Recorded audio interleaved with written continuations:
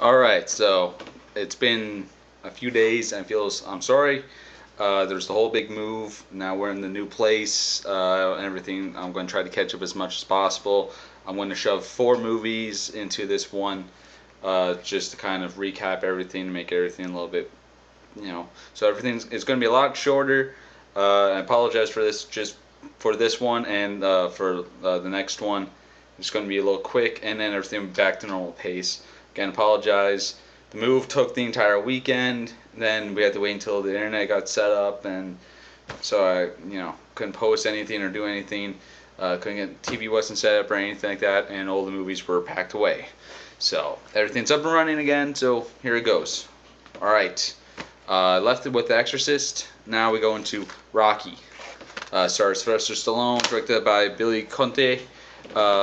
It's all about a wrestler, no, not a wrestler, a boxer, who basically strives from being, small time to, the big time, the big match.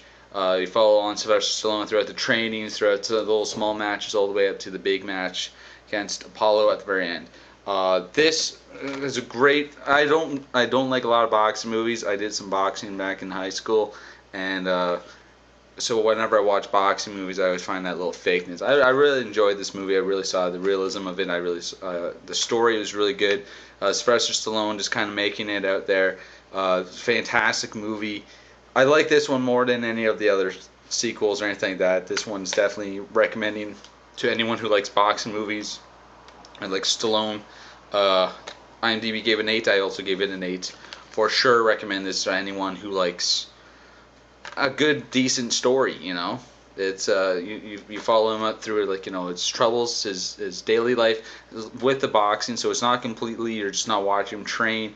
And you're not watching him do all these boxing matches. You see the real life of professional boxers. The only other movie that can compare to this would be The Amazing Raging Bull, which is later on in this, so we'll get to that later. Okay, next, District 9. Fantastic sci-fi film. This, I love it because it's the most realistic ideas of what it would be like if we ever actually came in contact with aliens. It's not like they're going to come down and invade us and everything's going to be explosions and War of the Worlds sort of stuff. They're not going to be like, aliens and pop out of our chest or anything like that. No, it's going to be like they're real life people. They're people that are just, that crash landed here and have communication barriers and everything like that. I love this movie. I thought it was fantastic. Neil Blomkamp, up and coming director, and with the help of Peter Jackson, made this movie come to life. Fantastic.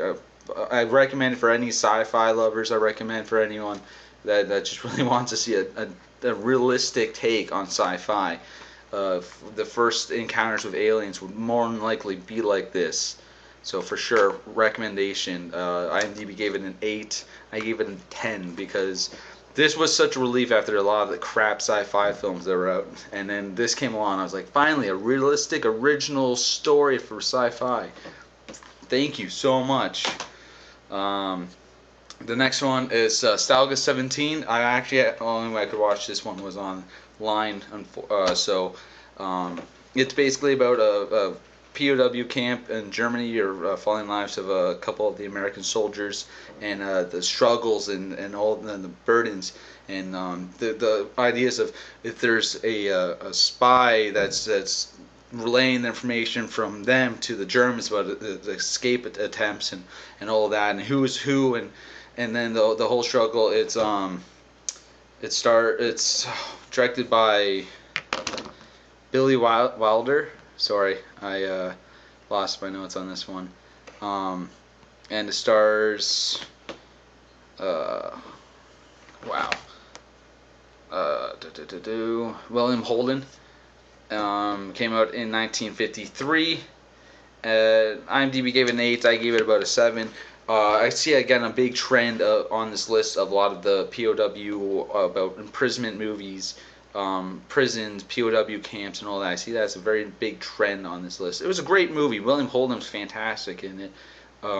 Definitely a recommendation for people who like war movies. Again, as I previously stated in a couple of sessions earlier, not huge on the war movies, but The POW aspects of it I find are very interesting because again, it's you never really have a full take on it. This is kind of a lot of people reminiscent of like The Great Escape, even Hogan's Heroes and stuff like that. Kind of took ideas from this type of movie and brought it into their own. So I really liked it for that. The next one, The Wild Bunch. This is about a group of outlaws who are trying to deal with the changes from the old Western ways to the new Western ways. Stars William Holden yet again, Ernest Borgnine, directed by Phil Feldman, and yeah, it's not too bad. It was a pretty decent movie. Again, like I've previously stated, not huge on the westerns, but again, I like the aspect of this one. I like the take of the older group and of old guys compared to the younger guys, which you see in a lot of the Western movies. You see this group of older guys. They're officially who have dealt with the old ways and are now trying to learn how to deal with the new ways and how everything's going. Next on the list is The Hustler. Again, watched it online. This is stars Paul Newman. And Jackie Gleason. Love him. And it's directed by Robert Ronson. This is about a small-time sort of pool player named, and basically what he does is he wants to become up and coming. He wants to be the next big thing in pool. So he challenges one of the great pool guys, gets his butt handed to him, gets taken on, and learns the ways by Paul Newman. And then so you're following him from the big times to the low times, trying to struggle to be the next big thing in pool. And yeah, it's a really decent movie. Surprisingly, I heard mixed things about this movie going into it. I heard a lot of people say I really liked it. A lot of people said it was kind of boring. Still, I was a little bit on the fence. I gave it a 7. IMDb gave it an 8. Again, it's a decent watch. At times I found it kind of dragged on, but really decent story. I liked how it kind of had that little underground kind of noir kind of vibe to it. So it wasn't too bad. I definitely recommend it for people. I recommend all of these movies that are on the list. Again, though, it's a lot of these ones that especially watched just seeing this list of the ones I had to watch and just describe to you those 5 movies. They're all such big difference and from different genres. Just read there, he's had all different ones. You had The Rock, you had the the action drama story, you had District 9, the sci-fi film, you had Stalag 17, which is the war post movie, you had The Wild Bunch, which was the western, and then you had The Hustler, which was more of a drama, and yeah, the whole sporty feel to it again. And you see how this, just right there, it just all varies. Again, I apologize for the delay. La Strada and Howl's Moving Castle will be tomorrow, unfortunately, because La Strada I ordered from the Criterion website and am still waiting on it. So hopefully I get that tomorrow, and also we'll do Howl's Moving Castle. Again, sorry for delay, and thank you for watching. And if you want me to do a quote from each movie, no, that's not going to happen. Adrian!